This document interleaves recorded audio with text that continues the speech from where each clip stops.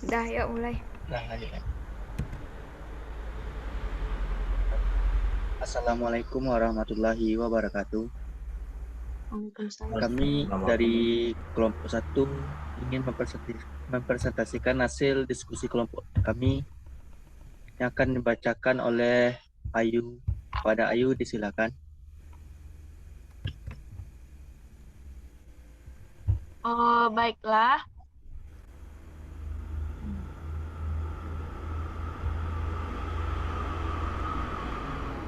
Pertama, rumusan masalah. Satu, mengidentifikasi data-data apa yang dibutuhkan untuk mendesain perkerasan jalan. Kedua, membuat formulir survei untuk mendapat data yang dibutuhkan. Data yang dibutuhkan untuk mendesain perkerasan jalan, pertama, fungsi jalan. Fungsi jalan yang dimana saat tahap desain, pertama kita menentukan sistem jalan yang akan didesain, di mana menurut Undang-Undang Nomor 13 Tahun 1980 dan Peraturan Pemerintah Nomor 26 Tahun 1985, sistem jaringan jalan dapat dibedakan atas dua. Pertama, sistem jaringan jalan primer. Eh, Sistem jaringan primer dengan peranan pelayanan jasa distribusi untuk pengembangan semua wilayah di tingkat nasional dengan semua simpul jasa distribusi yang kemudian berwujud kota. Yang kedua, sistem jaringan jalan sekunder. Dalam sistem jaringan jalan sekunder, dengan peranan pelayanan jasa distribusi untuk masyarakat dalam kota.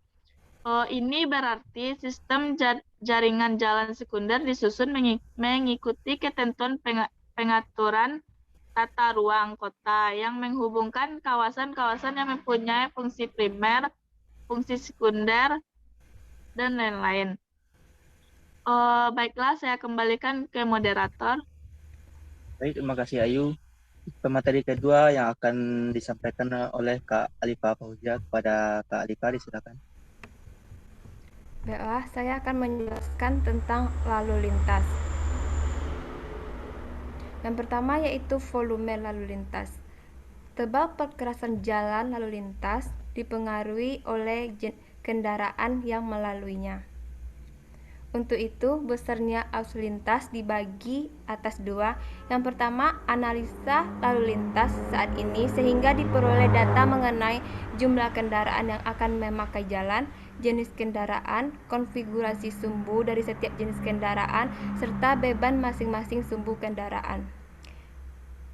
Kita di Indonesia memakai 3 jenis kelas fungsi dari jalan. Yang pertama, kelas A, di mana jalan tersebut sangat padat dan ini sangat membutuhkan waktu yang sangat lama untuk melakukan surveinya.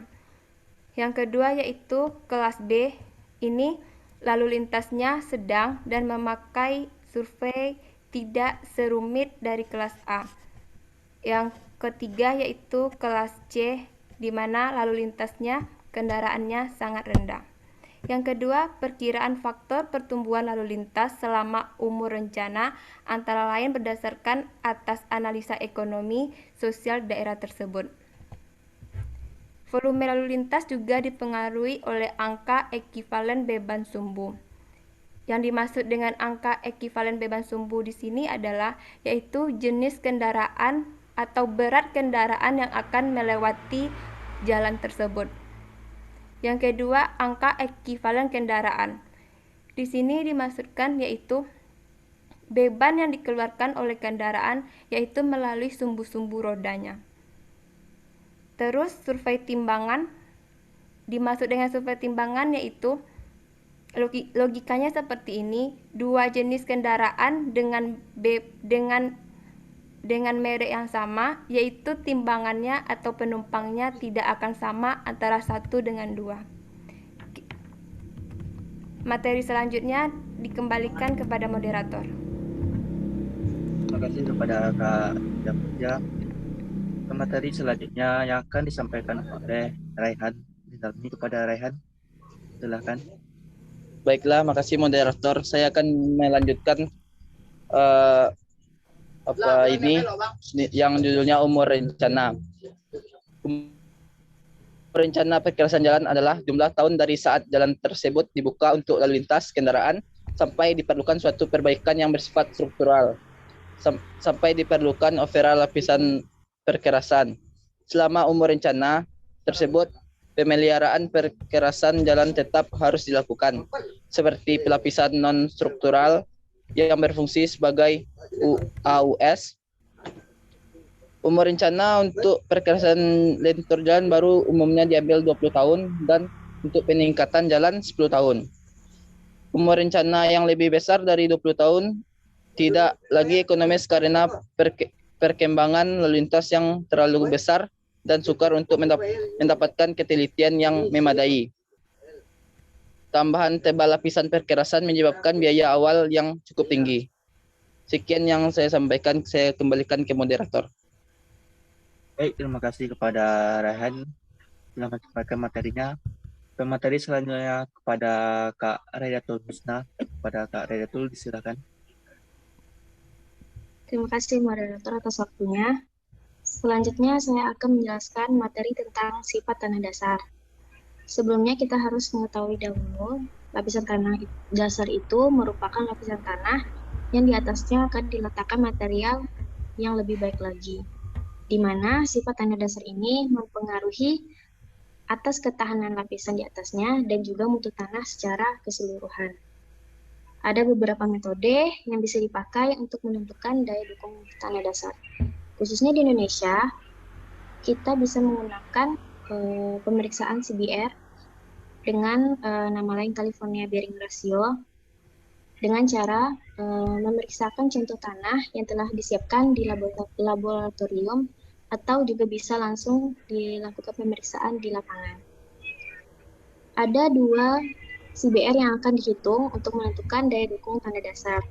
Yang pertama, nilai CBR pada satu titik pengamatan, dan yang kedua adalah CBR segmen jalan. Baiklah, saya kembalikan kepada moderator. Kepada Kak Raidatul Husna telah menyampaikan materinya. Materi selanjutnya akan disampaikan oleh Bang Dwi Satria. Kepada Bang Dwi, dipersilakan. Baiklah, selanjutnya yaitu formulir survei untuk LRMS. Yang diisi pertama yaitu nomor provinsi serta nama provinsinya. Kemudian dari patok kilometer berapa ke patok kilometer berapa. Selanjutnya yaitu nomor ruas dan nama ruas. Selanjutnya yaitu beda fungsi tahun, tanggal, dan bulannya. Kemudian surveyornya. Berikut data-data yang harus diisi tentang kondisi permukaan aspal. Data yang pertama yaitu data jalan. Ini dibagi dua, yaitu aspal atau kerikil atau non aspal beserta lebar perkerasannya. Kemudian yaitu tipe jalannya. Yang pertama ada 2/1 UD, yang kedua 2/2 UD, yang ketiga 4/2 UD, yang keempat 4/2 D, dan yang kelima 6/2 D. Kemudian selanjutnya yaitu kondisi permukaan dan aspal. Dipilih salah satu yaitu baik, sedang, rusak, dan rusak berat. Berikut yaitu jumlah lubang. Yang pertama kurang dari 4 km berarti baik. Yang kedua 5-29 km berarti sedang. Yang ketiga 30-49 km berarti rusak. Dan yang keempat lebih dari 50 km berarti rusak berat. Selanjutnya itu penurunan persennya. Kalau kurang dari 4% berarti baik. Yang kedua 5-19% berarti sedang. Yang ketiga 20-29% berarti rusak. Dan yang keempat yaitu lebih dari 30% berarti rusak berat. Kemudian yaitu retak, berapa persennya? Yang pertama kurang dari 4% berarti baik. Yang kedua 5-19% berarti sedang. Yang ketiga 20-29% berarti rusak, dan yang keempat lebih dari 30% berarti rusak berat. Data selanjutnya itu bekas roda per berapa sentimeter. Yang pertama kurang dari 1,4 cm per kilometer berarti baik. Yang kedua 1,5 sampai 1,9 cm per kilometer berarti sedang. Yang ketiga 2 sampai 2,9 cm per kilometer berarti rusak, dan yang keempat lebih dari 3 cm per kilometer berarti rusak berat. Selanjutnya itu kerusakan tepi jalan per cm. Yang pertama kurang dari 4 cm berarti baik. Yang kedua 5 sampai 9 cm berarti sedang. Yang ketiga 10 sampai 14 cm berarti rusak, dan yang terakhir lebih dari 15 cm berarti rusak berat. Selanjutnya kemiringan melintang. Yang pertama lebih dari 2,5% berarti baik. Yang kedua 2 sampai 2,4% berarti sedang. Yang ketiga 1 sampai 1,9% berarti rusak, dan yang keempat 0 sampai 0,9 cm berarti rusak berat. Selanjutnya bahu jalan saluran samping. Bahu. Apakah kondisinya tidak ada, baik atau rata, bekas roda atau erosi ringan, erosi berat. Dan data terakhir yaitu kondisi saluran samping. Yang pertama tidak ada, kedua bersih, ketiga tertutup atau tersumbat, dan yang keempat erosi. Baiklah, sekian penjelasannya. Terima kasih kepada semua pemateri yang telah menyampaikan materinya. Selanjutnya kita buka sesi tanya jawab. Jika ada pertanyaan pada anggota kelompok ini, silakan diajukan. Baik, saya akan bertanya, apa perbedaan rumus mencari CBR titik pengamatan dan CBR segmen jalan lalu lintas? Baik, terima kasih atas pertanyaannya. Selanjutnya, siapa yang akan menjawab pertanyaan pada Diki? Saya moderator. Baik, silakan Kak. Saya akan menjawab pertanyaan dari Diki mengenai perbedaan rumus antara CBR pada satu titik pengamatan dan CBR pada segmen jalan. Pertama, rumus untuk mencari nilai CBR pada satu titik pengamatan menurut Japan Road Association, yaitu CBR titik pengamatan sama dengan H1 dikali akar 3 dari CBR 1 ditambah dengan H2 dikali akar 3 dari CBR 2 dan seterusnya dibagi 100 di pangkat 3, di mana angka 100 merupakan tebal lapisan tanah yang diamati dalam satuan sentimeter. Selanjutnya, rumus untuk mencari CBR segmen jalan dapat dicari dengan cara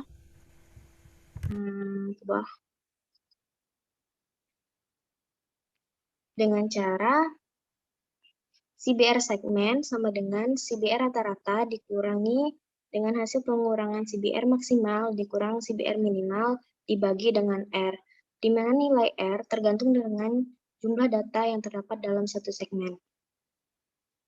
Baik, moderator. Baik, terima kasih atas jawabannya. Pada Diki, apakah puas dengan jawaban Kak Radata Lusna tadi?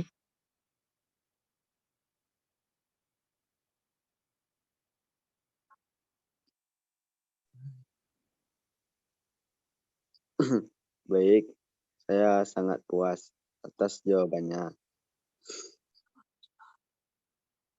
Oke, baik. Apakah ada pertanyaan lagi pada anggota kelompok lain? Saya rasa cukup, moderator. Oke, baik. Dengan berakhirnya pertanyaan tadi, maka berakhir pula lah pada presentasi kelompok 1 pada hari ini. Saya selaku moderator, jika ada salah kata dan kesalahan, mohon maafkan. Assalamualaikum warahmatullahi wabarakatuh. Waalaikumsalam. Waalaikumsalam.